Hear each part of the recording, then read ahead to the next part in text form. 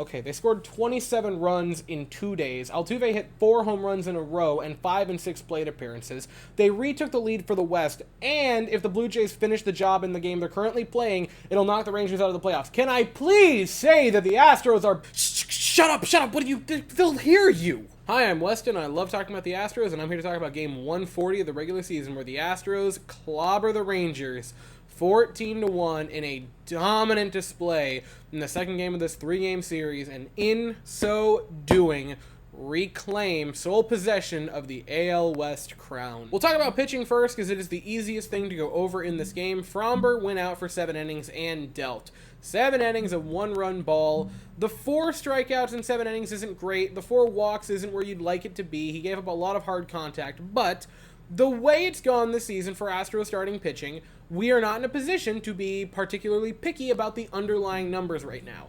7 innings of 1-run ball against at this exact moment in time, a playoff team, but in 10 or 15 minutes might not be a playoff team.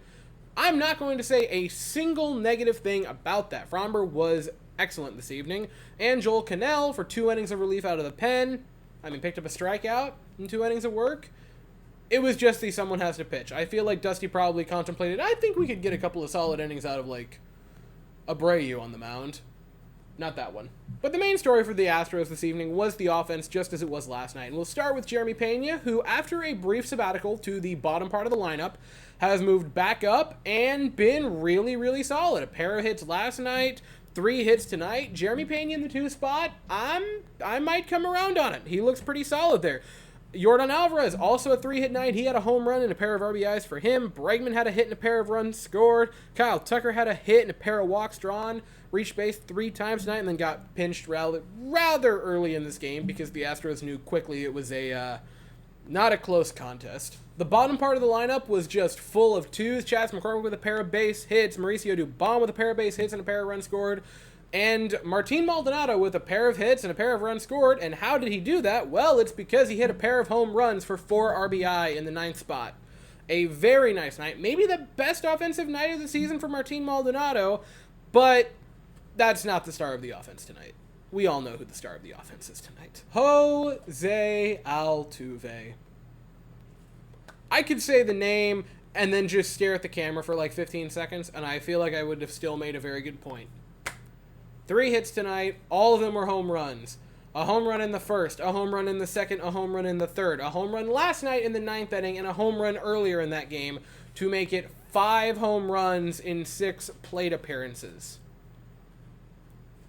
He has somehow, despite the fact that he has missed, way over half the season this year, has hit now 15 home runs. He could flirt with 20.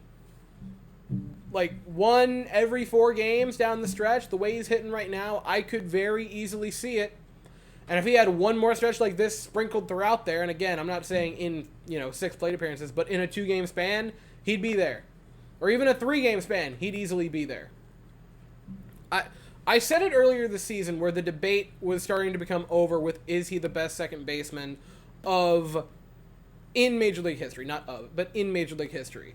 And the other debate that Altuve finds himself wrapped up in, which is players in Astros franchise history. I feel that this season, as more and more accolades, career marks, record-setting nights, and just career nights fall at his feet, it's over. I love Jeff Bagwell. I love Craig Biggio. I respect the hell out of both of them. I feel that Jeff Bagwell might be one of the most underrated players in baseball history, especially that run he had in the mid-90s. Altuve is the best player in franchise history. It's not a debate anymore. It is done and buried. It's him. He is undoubtedly, and without question, him. I have to assume that Altuve and Verlander both found the same magical juice that makes you get better as time progresses, because Verlander, since coming to the Astros, has gotten better as he gets closer and now over 40, and Altuve, as he goes into his 30s, the time where most people think, yeah, it's probably where he's going to start winding down, has now consistently been touching marks in seasons that he was hitting in his MVP campaign. A 161 WRC plus last year, OPS plus last year. Currently it's at 150. I don't think that counts tonight. Once you throw in the 3-homer night tonight, it's probably going to be over 160 again. They've gotten better with age. They are the timeless wonders. And speaking of timeless wonders, tomorrow night, 8:05 Eastern, 7:05 Central, we are in for a heck of a duel. Twice former teammates, Justin Verlander for the Astros and Max Scherzer for the Rangers, head to battle in what is shaping up to be a very, very important game for both teams, as it can be the Astros starting to separate, or put at least a sliver of separation, in the lead for the AL West, and the Rangers, who now might be finding themselves fighting for that final wildcard spot. It should be a classic game. Time will tell. Again, 8:05 Eastern, 7:05 Central, and I'll be here afterwards to talk about it, but as for right now, that is all I have to say. So if you enjoyed the video, please consider to like and subscribe. Thank you all so very much for watching. I hope you all have an absolutely fantastic day, and as always, go Astros.